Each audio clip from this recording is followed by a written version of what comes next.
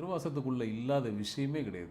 நீங்க என்ன பர்ப்பஸ் வேணுமோ, அந்த பர்ப்பஸ உங்கள நோக்கி கூட்டிட்டு போயிட்டே இருக்கும். ஒரு மேஜிக்கல் புக் மாதிரி நம்ம கேட்டதெல்லாம் கொடுக்கக்கூடிய ஒரு புத்தகமா இது அமையுமா சார்? இது இறைவன் இத எப்படி சொல்லணும் அப்புட்ன்னா, அதாவது மனிதன் சொல்ல இறைவன் எழுதிக்கிட்டது. அதுதான் திருவாசகம். ஆ. இப்போ மனிதனுக்கு மனிதன் குடுத்தது திருக்குறள்.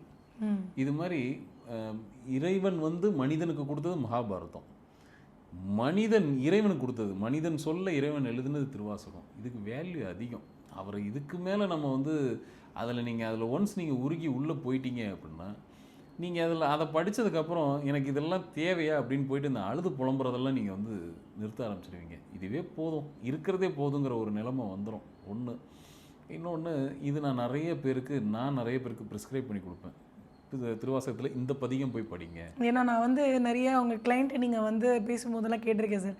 ஒருத்தவங்க ஒரு பிரச்சனையோட வராங்கன்னா, அவங்க பிரச்சனைக்கு இந்த ஒரு பர்ட்டிகுலர் லைன்ஸ வந்து படிங்க.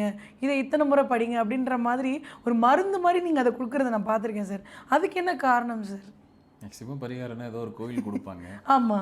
இல்ல வந்து நான் இப்ப நம்மளும் எல்லாமே பார்க்குறோம். பிரசனம் எனக்கு தெரிஞ்சு இதுவரைக்கும் எந்த ஜோதிடருமே திருவாசகத்தையோ, இல்ல ஒரு வாசகத்தையோ நீங்க படிங்க. அது உங்களுக்கு பரிகாரம் குடுத்ததே இல்ல சார். கண்டிப்பா. சில பேரு ரொம்ப ஆழ்ந்த ஒரு கர்மாவோட வருவாங்க இல்லையா? அவங்களுக்கு அந்த கர்மா ரொம்ப ஸ்ட்ராங்கா புடிச்சுக்கிட்டு இருக்கும். நம்ம வந்து மனிதர்கள் தான். நம்ம எல்லாரும் மனிதர்கள். நம்ம ஒண்ணும் கடவுள் கிடையாது. நம்ம நம்ம கிட்ட அவங்களோட பர்மிஷன் வாங்கி தான் நம்ம சில விஷயத்த அவங்களுக்கு சொல்ல முடியும் ஒரு பரிகாரமா. எனக்கு அந்த நேரத்தில அப்படி பிரசன்னத்தில உட்காரும்போது, எனக்கு அந்த மாரி ஒரு உந்துதல் வரும். காரணம் என்னன்னா, நான் திருவாசகத்த தினமும் படிக்கிற ஒரு நபர். என் காதுல கேட்கும். என் ஆஃபீஸ்ல வந்து பார்த்தீங்கன்னா, திருவாசகம் ஓடிக்கிட்டே இருக்கும். என் பக்கத்தில இருக்கும்.